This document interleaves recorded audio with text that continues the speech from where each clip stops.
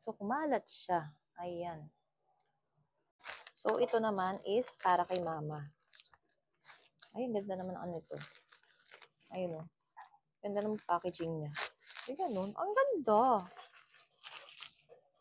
Uy, ito na pala.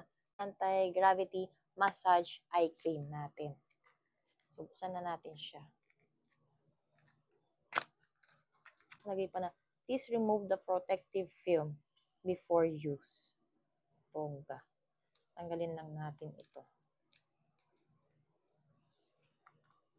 Ayan. Ang pandiinan na igi. Okay. Tapos, ayan. Pandiinan mo, may pang-massage na rin siya sa eye mo. Oh, ang ganda. Ang problema lang dito sa product na to, nahihirapan akong ilabas yung cream.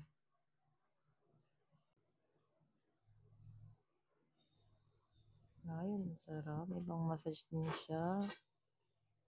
So, nakakatulong din yung mga eye cream para sa mga puffy eyes kagaya ko.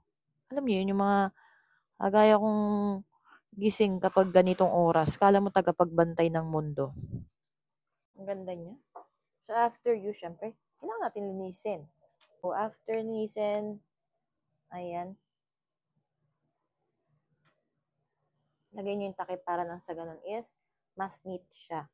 At hindi mapasukan ng kung ano-ano. So, original price ito is nasa 100 plus, pero nag-sale ngayon sila, nasa 200 plus na lang to. So, papansin ko, ang ganda niya. And may amoy yung ano niya.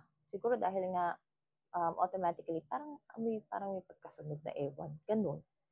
Parang ganun yung amoy niya, parang metal, like that. Pero mismong eye cream is wala. Gusto niya rin na ganito pang eye massage cream. You can visit my basket. May pang massage na to, kaya naman 2-in-1 na rin siya.